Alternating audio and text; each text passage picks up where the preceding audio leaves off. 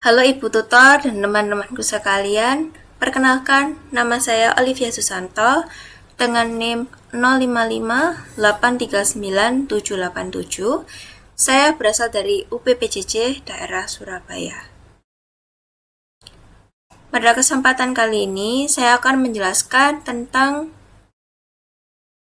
program codingan Java saya yang sudah saya buat, yaitu tentang menghitung gaji karyawan. Saya menjelaskan dahulu, kemudian nanti saya akan running programnya apakah berhasil atau tidak.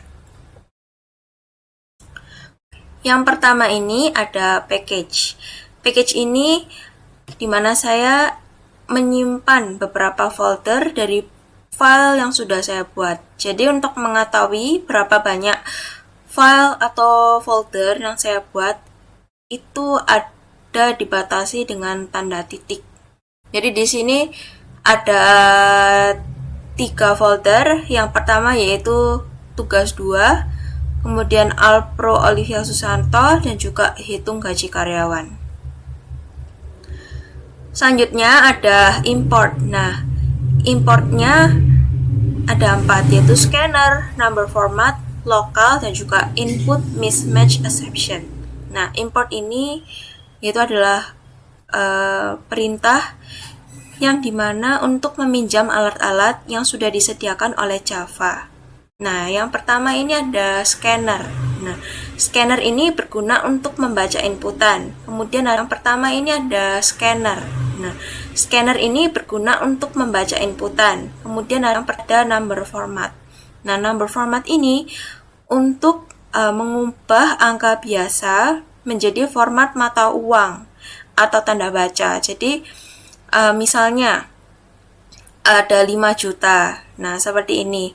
5 juta ini dituliskan biasa tanpa ada tanda bacanya, tapi dengan menggunakan number format ini ada ditambahi titik di sini dan juga di sini. Jadi kan terlihat seperti ada tanda bacanya, kan jadi lebih enak dibaca, yaitu 5 juta. Kemudian ada lokal. Nah, lokal di sini yaitu untuk menentukan tanda baca negara. Jadi karena di sini rupiah, yaitu kita pakai Indonesia, negara Indonesia, jadi rupiah. Dan juga untuk input mismatch exception. Nah, input mismatch exception ini digunakan untuk menangani kesalahan atau error. Jika ada salah dalam menginput, misalnya ada salah ketik, maka input mismatch exception ini akan bekerja. Oke, selanjutnya ada public class main. Untuk fungsinya yaitu untuk menjalankan atau mengeksekusi program yang ada di dalam kurung kurawal. Jika di luar dari kurung kurawal ini, maka tidak akan dijalankan atau dieksekusi. Jadi yang dari sini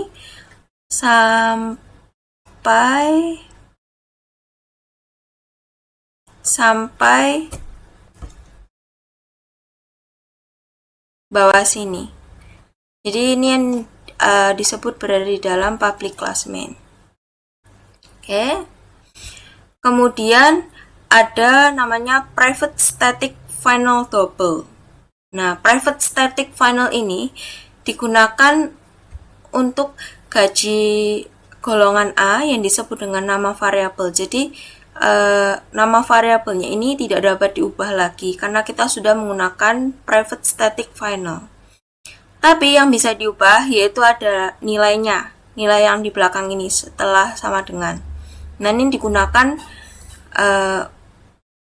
untuk mengetahui nilainya. Jadi bisa diubah-ubah. Jadi mau diganti 4 juta dan yang lainnya itu bisa. Tapi yang ini sudah tidak bisa diganti karena final. Nah, double ini adalah pengganti dari integer, dari nilainya ini, karena dia sudah masuk ke dalam jutaan, jadi dia pakai double. Bukan integer lagi, jadi double ini lebih luas dari integer. Kemudian ada public static void. Nah, public static void ini digunakan untuk mengetahui Baris coding mana yang harus diawali untuk dieksekusi, yaitu dimulai dari kurung kurawal ping awal sampai bawah. Jadi dari sini sampai sini. Nah, itu namanya public static void.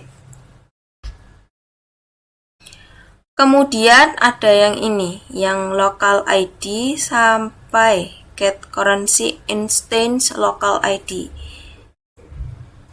Nah, ini adalah kode yang menyiapkan currency formatter untuk menampilkan angka sebagai rupiah. Kemudian kita ke bawah. Nah, ada try scanner input sama dengan new scanner system.in. Nah, ini digunakan untuk membaca input. Kemudian di sini ada system out print line sama system out print.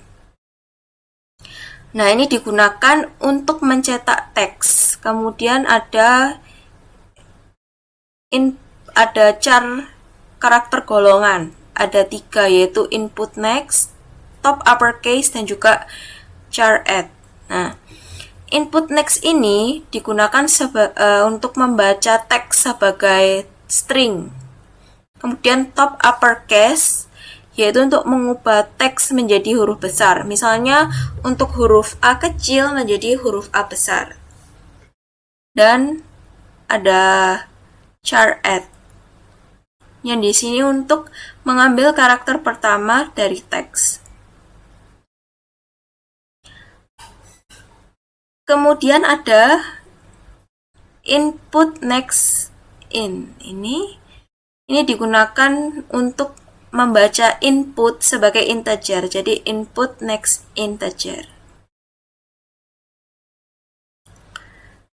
Nah, kemudian ada ini, yaitu setelah mendapatkan gaji pokok dan juga presentase lembur, maka dilakukan perhitungan sederhana untuk gaji lembur dan juga total gaji.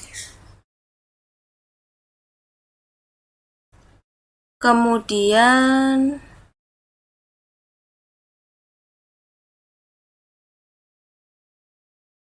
di sini ada sistem out print line ini. Nah, ini adalah bagian untuk menampilkan informasi yang sudah dihitung.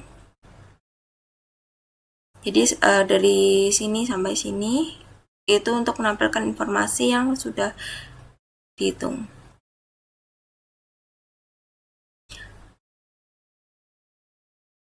Kita ke bawah.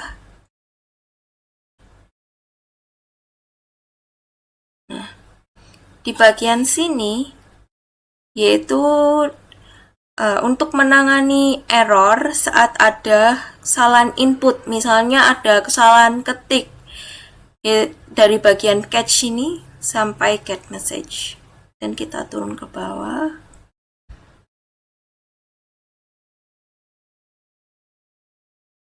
Nah,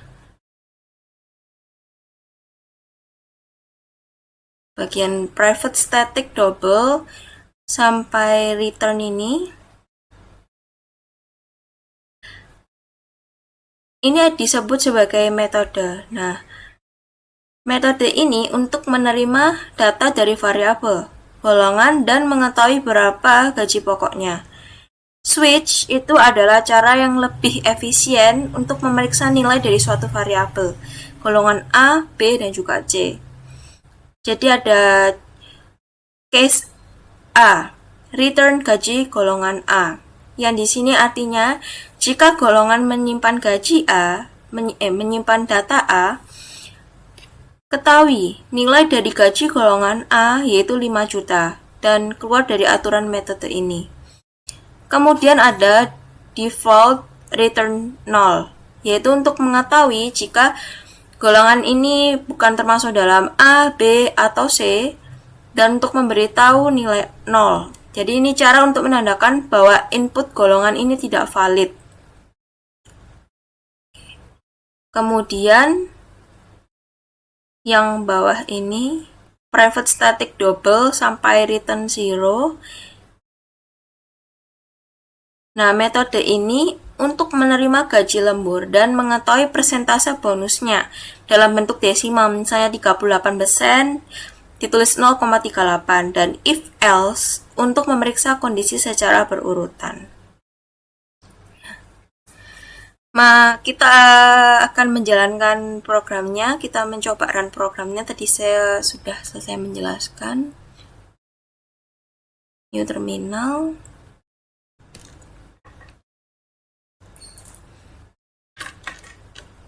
Oke. Saya ketik dulu. Kita ketik Java. Kemudian ini tekan kanan dan copy relative path. Kita enter Java. Terlalu besar. Saya kecilkan dulu. Kita naik ke atas. Package yang di dalam sini kita salin untuk menghindari salah penulisan. Dan jangan lupa kita tambah main di belakangnya. Kita enter. Kita coba untuk golongan A. Masukkan jam lembur. Misalnya 1.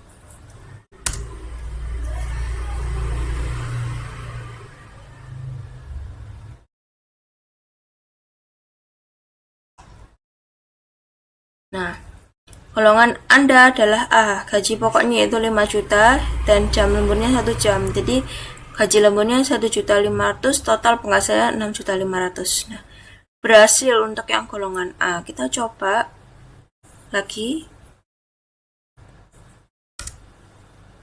Kita coba golongan B.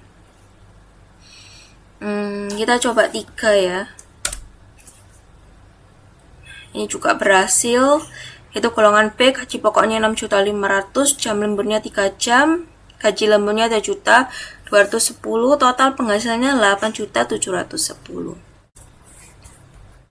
Kita coba golongan C. 6.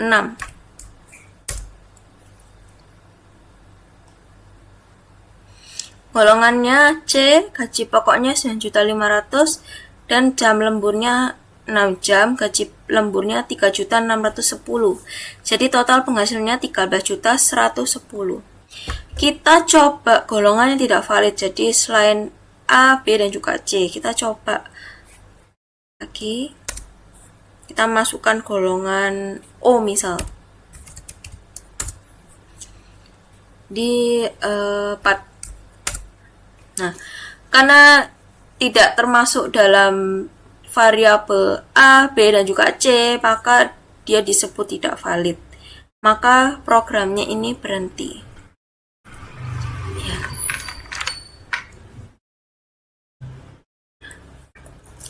Program Java saya sudah berjalan dengan baik dan lancar, sudah saya coba running. Demikian penjelasan dan juga running program Java untuk menghitung gaji karyawan golongan A, B, dan juga C. Semoga dari penjelasan dan running video saya ini bisa membantu Ibu tutor dan juga teman-teman sekalian. Demikian yang dapat saya sampaikan. Mohon maaf bila ada salah kata ataupun dalam saya salah berucap. Terima kasih sudah menonton video saya. Selamat bertemu di lain kesempatan.